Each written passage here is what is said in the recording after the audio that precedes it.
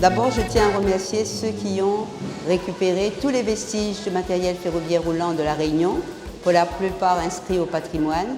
Et je parle là de l'ancienne équipe, monsieur Chotard, monsieur Bouloy, monsieur Labonté, je tiens vraiment à les remercier. Nous sommes là pour les Journées européennes du patrimoine. C'est un gros moment pour nous, pour le train, pour les Réunionnais. Vous voyez, ils sont tous fous du train, ils veulent tous monter dedans et c'est super. Et nous avons donc bien sûr des partenaires avec nous que nous tenons aussi à remercier. Il y a la ville de Saint-Denis, il y a le département, il y a les archives départementales, il y a nos associations, la Grande Chaloupe par exemple, Dallon, il y a l'association Tiap Tiap qui présente les objets anciens.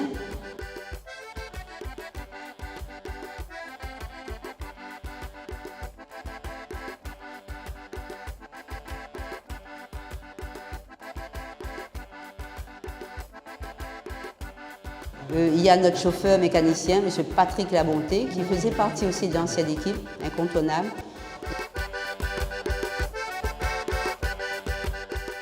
Incontournable équipe aussi de l'équipe de cuisine, puisque comme les gens restent longtemps sur place, on a toujours de la cuisine.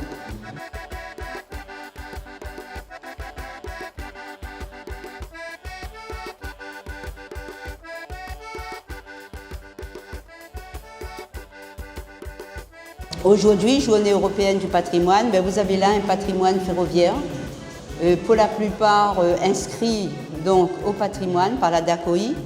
Et il y a aussi la locomotive Schneider-Creusot qui est classée au patrimoine historique. Et vous avez 2 cars camions courant d'air qu'on est en train de rénover. Tout est en rénovation.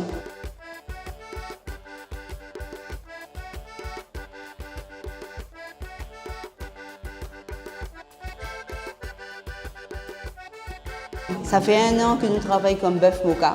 Bœuf moka tous les jours. Et l'équipe de mécanos est là tous les samedis et nous aussi. Pour convaincre, pas les Réunionnais, mais les institutions qu'il faut se bouger, parce que sinon nous allons tout perdre du train. Et c'est dommage. C'est un siècle et quelques décennies de notre histoire. Et une histoire qui est forte. C'est l'histoire ferroviaire de la Réunion. D'ailleurs, ce site de la Grande Chaloupe est un site exceptionnel. En matière environnementale, en matière historique, en matière sociale, culturelle. C'est un site exceptionnel. Tout ce site est exceptionnel. Donc il faut vraiment ouvrir les yeux et puis nous accompagner. Parce que bien entendu, si nous considérons les vestiges ferroviaires, mais moi, dans mon habitude de vie, je considère aussi ce qui est l'environnement complet du petit train.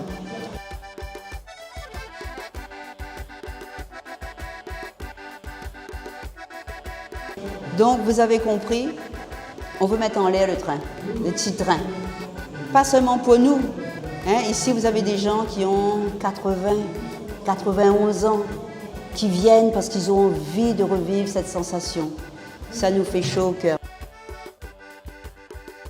Mais on se dit, il faut absolument qu'on répare ces trains, au moins 2, 3. Ça prendra 5, 6 ans, mais il faut absolument qu'on y arrive.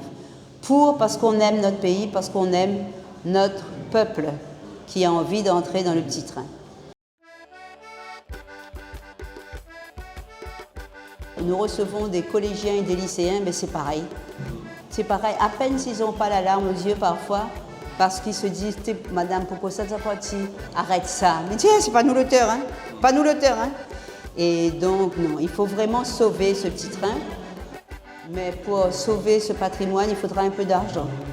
Donc le département nous accompagne déjà et nous comptons bien travailler aussi avec la région, continuer avec le département bien sûr, parce que les infrastructures ferroviaires appartiennent au département.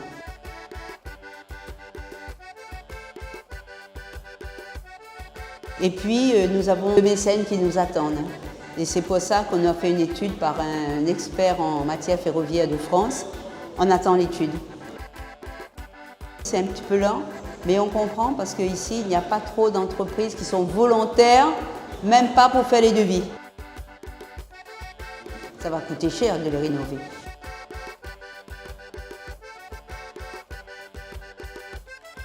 Et donc, nous avons besoin du soutien de tout le monde, nous avons besoin d'adhérents. Merci beaucoup à toutes les personnes qui nous accompagnent, à toutes les personnes, tous les bénévoles qui nous ont aidés à faire cette journée et à toi aussi. C'est gentil. Merci. Et à Laurent. Merci. Alors je pense qu'on a quitté vers 6 h du matin le port et on est arrivé vers 9 h ou un truc comme ça à Saint-Denis. D'accord. Avec des arrêts à la Grande Chaloupe et puis il y avait 2 ou 3 arrêts. Vous trouviez ça pratique? C'était un petit train, hein. Ouais. Touf, touf, touf, touf. Dans l'affectif réunionnais, dans une famille, il y a toujours quelqu'un qui doit dire ah ben oui, j'ai quelqu'un qui a travaillé pour le chemin de fer, et ainsi de suite. C'est vrai que ça a été pendant des décennies et des décennies le premier employeur de l'île.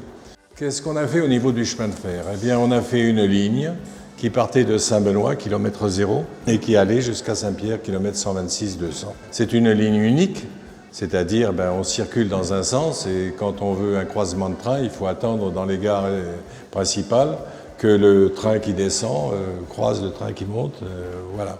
Ça va fonctionner pendant plus de 80 ans, ça va rendre un service immense à la population pour la bonne raison, c'est que nous avons un relief très tourmenté et qu'il faut imaginer les déplacements à l'époque, c'est-à-dire à la fin du 19e siècle, même au début du 20e, dans des routes qui n'étaient pas asphaltées, c'était de la caillasse pilée, concassée, et puis avec des moyens particuliers de transport. C'est-à-dire si on voulait de Saint-Denis, chef-lieu de la Réunion, par exemple à la Possession, si on voulait passer dans l'ouest, utiliser des chaloupes. Donc c'était pas très pratique parce que la chaloupe, ça dépend de l'état de la mer. Donc on a décidé, une compagnie privée a décidé d'installer un chemin de fer. Il a fallu construire énormément d'ouvrages d'art. On a près de plus de 4 km d'ouvrages d'art, sans compter les tunnels qu'on appelait les tunnels de la falaise à l'époque. Aujourd'hui, c'est les tunnels de la montagne. Mais qui sont on a encore les 2 plus grands tunnels de France.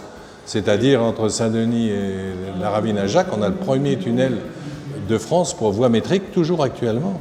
Et de la Grande Chaloupe à la Possession, on a le 2e tunnel.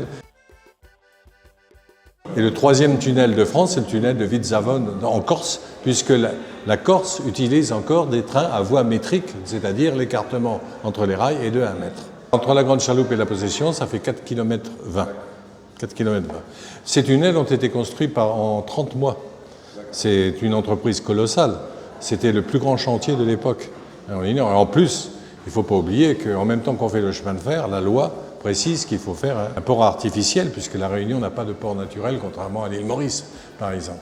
Donc on va faire le port de la Pointe des Galets, et à ce port, on va être relié par le chemin de fer qui va partir de Saint-Benoît pour avoir tout ce qui sera production de sucre, de rhum, tout ça va repartir vers la Pointe des Galets pour être exporté soit vers nos colonies à l'époque, soit vers la métropole, voire l'Europe. Mais tout passe par le port de la Pointe des Galets, toutes les denrées qu'on reçoit et tout ce qu'on exporte. C'est-à-dire entre Saint-Benoît, si vous partez de Saint-Benoît et que vous voulez aller à Saint-Pierre, il faudra mettre 11 heures. En réalité, on vous fait attendre à Saint-Denis et on vous fait attendre aussi à Saint-Paul. On vous fait attendre des heures. Après, ça va s'améliorer, mais on mettra en gros, au plus rapide, on sera entre 5 et 6 heures pour relier Saint-Benoît à Saint-Pierre. Ce qui, aujourd'hui, avec... on peut se poser des questions, alors qu'on avait quand même un train qui, aujourd'hui, ferait rire tout le monde, je veux dire.